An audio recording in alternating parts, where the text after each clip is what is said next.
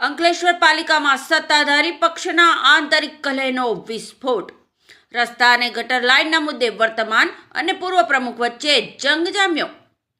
અંકલેશ્વર નગરપાલિકામાં છેલ્લા કેટલાક સમયથી ચાલી રહેલી રાજકીય ખેંચતાણ હવે જાહેરમાં આવી ગઈ છે, જેના કારણે શહેરમાં ગરમાવો જોવા મળી રહ્યો છે. ખાસ કરીને માત્ર 2 વર્ષ પૂર્વે જ નવનિર્મિત રસ્તાઓને ગટર લાઇન નાખવાના નામે ખોદી કાઢવાની કામગીરીએ વિવાદનું વંટોળ સર્જ્યું છે. આ મુદ્દે નગરપાલિકાના વર્તમાન પ્રમુખ લલિતાબેન રાજપુરોહિત અને પૂર્વ પ્રમુખ સંદીપ પટેલ સામસામે આવી ગયા છે. પૂર્વ પ્રમુખે એવા ગંભીર આક્ષેપો કર્યા છે કે વિકાસના કામો માટેના જરૂરી દસ્તાવેજો અને માહિતી માંગી હોવા છતાં આપવામાં આવી ન હતી અને કોઈ પણ પૂર્વ તૈયારી વગર ઉતાવળે કામગીરી શરૂ કરી દેવામાં આવી છે. એમણે રસ્તા ખોદવાની ઉતાવળ સામે શંકા વ્યક્ત કરતા જણાવ્યું હતું કે પ્રજાના ટેક્સના પૈસાથી બનેલા મજબૂત રસ્તાઓનો આ રીતે નાશ કરવો એ આયોજનનો અભાવ દર્શાવે છે. સંદીપ પટેલે આ કામગીરી થોડો સમય રોકવા રજૂઆત કરી હોવા છતાં વહીવટીતંત્ર દ્વારા કામ શરૂ કરી દેવાતા ભાજપના 2 જૂથો વચ્ચે વિખવાદ ચરમસીમાએ પહોંચ્યો છે. આ આંતરિક વિખવાદમાં હવે વિપક્ષ પણ સક્રિય થયો છે અને સત્તાધારી પક્ષને ભીસમાં લેવાની એક પણ તક જતી કરી નથી. વિપક્ષના નેતા જહાંગીર ખાન પઠાણે આ સમગ્ર મામલે પ્રહાર કરતા જણાવ્યું હતું કે પાલિકાના બોર્ડમાં કોઈ પણ પ્રકારનો ઠરાવ કર્યા વિના કે મંજૂરી લીધા વિના શહેરના અનેક માર્ગો પર ખોદકામ શરૂ કરી દેવાયું છે, જે વહીવટી ગેરરીતિનો સ્પષ્ટ પુરાવો છે. તેમણે સવાલ ઉઠાવ્યો હતો કે ટર્મ પૂરી થવાના આરે છે ત્યારે જ આવી અંધાધૂંધ કામગીરી પાછળનું રહસ્ય શું છે.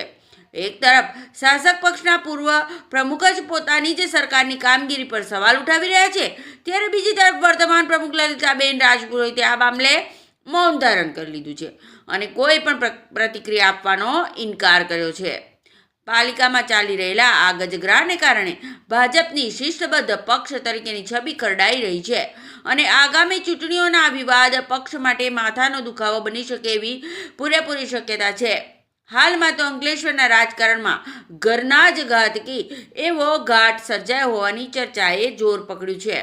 કારણ એવું છે કે જીયુડીસી દ્વારા પીરાવણ નાકાથી જે ડ્રેનેજ નાખવાનું કામ ચાલી રહ્યું છે એ આપ જાણો જ છો કે મુખ્ય માર્ગ અંકલેશ્વરનો એ હાલમાં હજુ એનું કામ ચાલુ છે, જેથી કરીને મેં પ્રમુખ શ્રી ચીફ ઓફિસર શ્રીને રજૂઆત કરી હતી કે હાલ પૂરતું આ પીરાવણ નાકાવાળો રોડ હાલ પૂરતું કામ મુલતવી રાખી અને આ કામ પૂર્ણ થયેથી એ કામ ચાલુ કરે, પણ એ કામ તાત્કાલિક ધોરણે ચાલુ કરી દેવામાં આવ્યું, જેથી કરીને મેં અમુક સિદ્ધાંતિક કાગળો અહીંયા માંગ્યા હતા લેખિતમાં.